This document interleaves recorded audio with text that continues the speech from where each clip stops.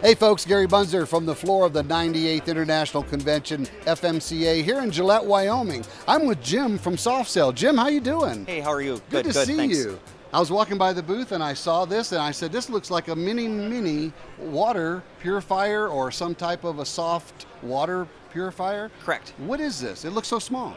This is what we call a SoftCell portable water softener. What we do is we pre-filter water for customers and we provide a soft water solution to help them have soft water on the coach like they might have at home with a home water softening system. That's interesting. And the fact that it is portable, if they trade up or buy another coach, take this with them when they go. Can come with them. Explain to us how it actually works. I see like a filter here, yep. and the water softener here. How does it actually operate? Okay, so from the water supply, the water comes in through a pre-filter here. So we provide a filtration system that will filter out sediment and iron initially before it gets into the softening chamber here. And this is the actual part that actually softens the water. Softens the water. This pre-filters the water. That's correct. And takes out some of the impurities, so this doesn't have to work as hard. That's correct. It makes this more efficient. Yep. Okay. And what's in here is a resin. And this is a water softening resin like you'd see in a commercial or residential system. Okay. These little beads are in there, and calcium and magnesium, the hardness minerals on the water molecule, adhere to that, and they coat that, and that takes that off so the customer has soft water off the back end. Gotcha. Yep. Now I saw you explaining this to a customer earlier, and all of a sudden I saw this thing upside down. What's the purpose of that? Sure. So aside from filtering the water before it gets into the softener, this is what we use as what I guess I would call our portable brine tank, similar to what you'd have at home where you've got a big tank and you're dumping large bags of salt in. Gotcha. The salt is actually what strips the mineral content off of the resin. Off of the beads, I gotcha. And makes it good to go again so it will continue to soften. Okay.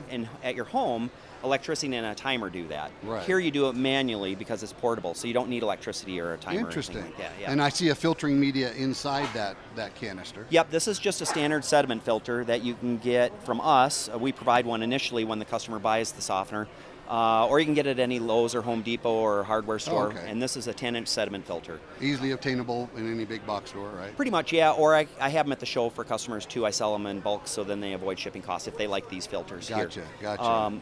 When you go to regenerate or clean the resin, we use the same filter housing. It serves a dual purpose, and this is what we use as our portable brine tank. Okay, how does that work? I'll hold that for you. Yeah, the customer unscrews the housing, takes the filter cartridge out. Yeah. We fill this up with Morton's water soft pellets, softener pellets like you'd use in a home application. Okay. Fill it up, screw it back on here like so, and then you rotate this up like this. That's what I saw when I walked by. Yeah, okay. Sure.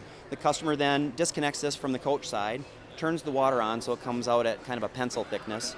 The salt will gravity feed down here. That mixes with the water, creates the brine, and then that strips the hardness minerals off of this. Gotcha. Yeah. Rejuvenates itself. Yep. That is incredible. When they're done, they flip it down, unscrew that, rinse it out, run the water out if there's some residual salt water left in there, and then... And stick the filter back in. Yeah, exactly. Now, I see it's portable, that's great, but what about customers that might want to permanently install it? Is that possible? So we don't...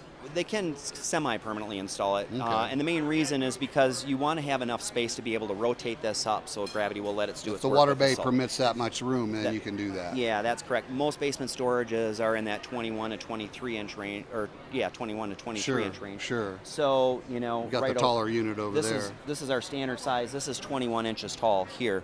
If they want to permanently mount it, like this picture right over here, that gentleman, he has his in his bay, and then he runs a hose reel off to his water supply.